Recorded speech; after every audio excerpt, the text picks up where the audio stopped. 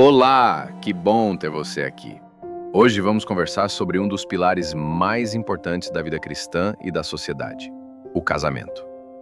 A Bíblia não apenas aborda o casamento como uma instituição sagrada, mas o apresenta como parte essencial do plano de Deus para a humanidade. E não importa se você está casado, solteiro, separado ou viúvo, entender o que Deus diz sobre o casamento pode transformar sua vida e seus relacionamentos. Vamos começar do princípio. Em Gênesis capítulo 2, versículo 24, lemos: "Portanto deixará o homem o seu pai e a sua mãe e apegar-se-á à sua mulher, e serão ambos uma carne." Esse texto foi escrito por Moisés por volta do século XV a.C. E ele nos mostra o modelo original de Deus: o casamento como uma união completa, íntima e permanente entre um homem e uma mulher. Não é uma união casual, mas uma aliança, uma decisão sagrada de caminhar juntos pela vida, sob a bênção de Deus. Na sociedade atual, onde muitos casamentos duram pouco e a cultura do descarte afeta até os relacionamentos mais profundos, esse chamado para ser uma só carne soa quase como algo revolucionário. Mas essa é exatamente a proposta do reino de Deus: um compromisso baseado no amor, na entrega e na fidelidade. O casamento é uma construção diária e só permanece forte quando Deus é o alicerce. Avançando para o Novo Testamento, vemos que Jesus reafirma essa verdade em Mateus capítulo 19, versículo 6, quando diz: "Portanto, o que Deus ajuntou, não o separe o homem." Na época de Jesus, o divórcio era permitido por qualquer motivo banal, especialmente pelos homens. Jesus então confronta essa prática e revela a seriedade do casamento aos olhos de Deus. Não se trata apenas de um contrato, mas de uma união espiritual, firmada diante dele. Outro texto essencial está em Hebreus capítulo 13, versículo 4. "Venerado seja entre todos o matrimônio e o leito sem mácula, porém aos que se dão à prostituição e aos adúlteros Deus os julgará."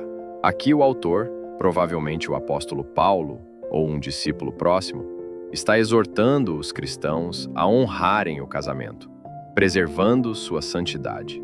Isso envolve fidelidade, pureza e respeito mútuo. Fidelidade não é só evitar o adultério físico. É estar presente emocionalmente, evitar conversas inadequadas, preservar a intimidade do casal e tratar o cônjuge com carinho e prioridade. E por falar em carinho, precisamos falar de amor.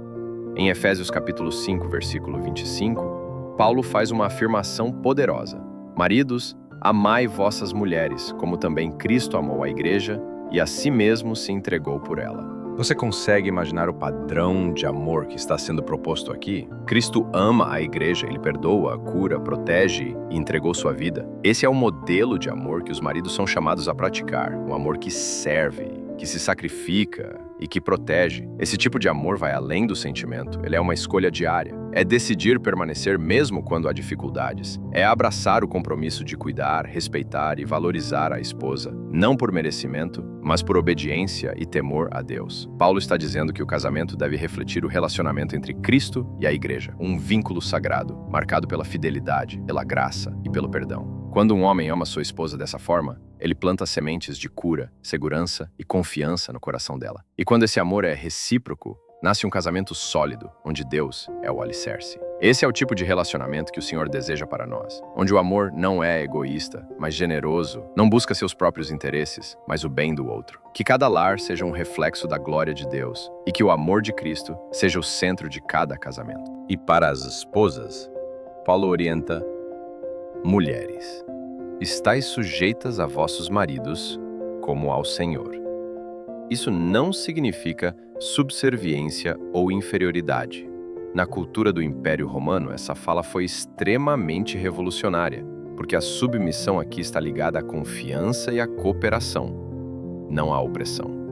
A mulher cristã é chamada a ser uma parceira ativa e sábia, assim como o homem é chamado a liderar com amor, humildade e temor a Deus. Pedro também reforça isso em sua primeira carta, capítulo 3, versículo 7. Maridos, coabitai com elas com entendimento, dando honra à mulher como vaso mais frágil. O vaso mais frágil não significa inferior, mas sim algo precioso, que precisa ser tratado com ternura e cuidado. Deus pede que os maridos honrem suas esposas, ou seja, que as coloquem em alta consideração. Toda essa dinâmica dentro do casamento, amor, respeito, entrega, perdão, diálogo, serve a um propósito ainda maior: refletir o relacionamento de Cristo com a Igreja. Em Efésios 5, versículos 31 e 32, Paulo diz: "Por isso, deixará o homem seu pai e mãe, e se unirá à sua mulher, e serão dois numa só carne. Grande é este mistério. Digo-o, porém, a respeito de Cristo e da Igreja." O casamento é um espelho espiritual. Quando um casal vive o plano de Deus, o mundo pode ver um vislumbre do amor de Cristo pela humanidade. Mas sabemos que a realidade nem sempre é fácil. Casamentos enfrentam crises, há desentendimentos, mágoas, feridas do passado e dificuldades financeiras ou emocionais. O próprio Jesus sabia disso. Por isso, em Mateus 19, versículo 9, ele afirma: "Eu vos digo, porém, que qualquer que repudiar sua mulher, exceto por infidelidade, e casar com outra, comete adultério." O divórcio, para Deus, nunca foi o plano ideal, mas ele reconhece que em casos de adultério ou outras situações graves, o coração humano pode se endurecer. Ainda assim, o coração de Deus é sempre pela reconciliação. Em Malaquias capítulo 2, versículo 16, lemos: "Porque o Senhor, Deus de Israel, diz que odeia o repúdio." Isso mostra como o divórcio fere não apenas os cônjuges, mas também o coração de Deus. E aqui é importante lembrar: Deus odeia o divórcio, mas ama o divorciado. Se você passou por isso, saiba que há cura, graça e restauração em Cristo. A dor não é o fim da sua história. Então, o que podemos tirar de tudo isso para aplicar na prática? Primeiro, coloque Deus no centro do seu relacionamento. Deus pode usar pastores, conselheiros e até terapeutas cristãos para fortalecer ou restaurar o seu casamento. Às vezes, o orgulho nos impede de buscar apoio. Mas não há vergonha em reconhecer que precisamos de ajuda.